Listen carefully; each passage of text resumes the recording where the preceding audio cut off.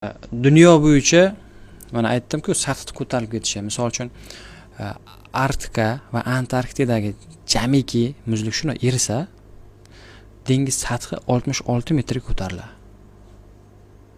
66 metrga? 66 metrga ko'tariladi. Xayr Yevropa deganimi?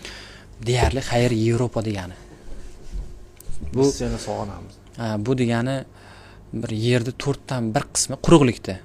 Quruqlik 4 dan 1 qismi shuni suv bosadi. Tasavvur qiling, o'zi Niderlandiya degan davlat bor. Niderlandiya degan davlat yo'q deydi.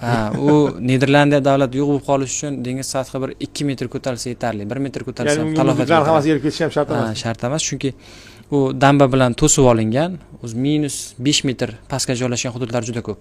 Niderlandiyada. Dengiz sathidan 5 metr past. Shundoq ham dengizdan past. Shundoq ham past va damba bilan u himoya qilib turibdi. Hamma hududini emas, shunaqa hududlari bor demoqchiman. Bu Niderlandiya. Mana shu Niderlandiya.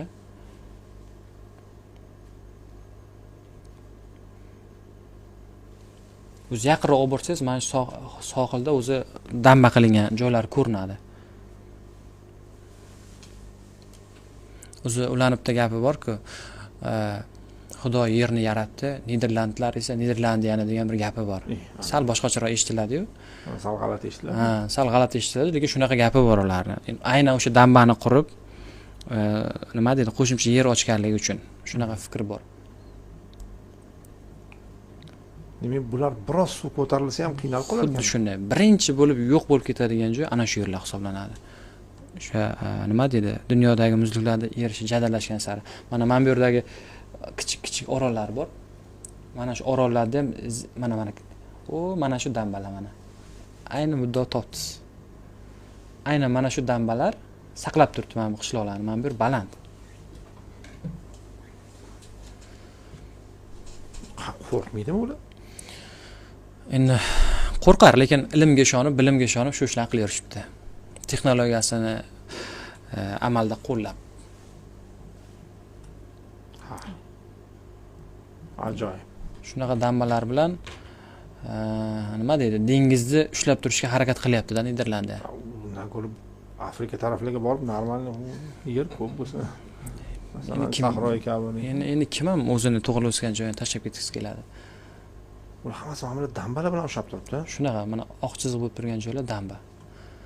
Bu yerda mana keladigan suvni ham mana bu yerga qarasangiz, keladigan mana daryo suvini mana dambadan bu yoqqa o'zi chiqarib tashlaydi motor bilan. Motor bilan chiqarib tashlaydi? Как motor deb endi soddaroq qilyaptimi? Ya'ni yuqoriga. Ha, mana shu yer kattalasangiz, mana chiziq turibdi-ku. Chunki daryo quyiladi-ku, deltasi bor. Daryo delta o'zi suv kelyapti, dunyo okeani o'zi daryo sathidan baland bo'lib turibdi. Iloji yo'q, o'shani suvni nasos orqali u yoqqa ko'tarib chiqarib beradi. Mana o'zi ko'rinib turibdi shu yerda. Mana hududda. O'zi bo'yicha alohida kurs o'qisa bo'lar ekan. Qarang. Daryoda suv kelib, okeanga qo'shilaman deyapti. Kelsa okean aytayotki, o'zi yetarliman deyapti. O'zi 5 metr sendan baland turibman. 5 metr sendan baland turibman deydi. Kerak bo'lsa seni suv bilan ta'minlayman deyapti. Xuddi shunday. Va shu narsani saqlab qolish uchun mana shu narsalarni Niderlandiya barpo qilyapti-da. Lekin hammasi ilmda. Hammasi ilm, albatta. Ya'ni har safar mana suv tanqisligi O'zbekistonga qanday ta'sir etadigan mavzuda oz bo'lsam doim gapirib kelamiz. Misol uchun Niderlandiya texnologiyasi yoki suvni yaxshi ishlatadigan davlatlardan Isroil davlati bor. Shular texnologiyasi ilmi bilan O'zbekistonga olib kelinsa, qo'llanilsa, bizda aksariyat muammolar hal bo'lib ketadi. Misol uchun, ya'ni velosiped kashf qilish shart emasmi vaqtida? Ha, velosiped kashf qilish shart emas, shunchaki ilmni olib kelish kerak. Yoki o'rganib o'zimizda shakllantirish kerak. O'sha nima deydi, tomchilab sug'orish bo'ladimi yoki suvni qayta ishlash bo'ladimi?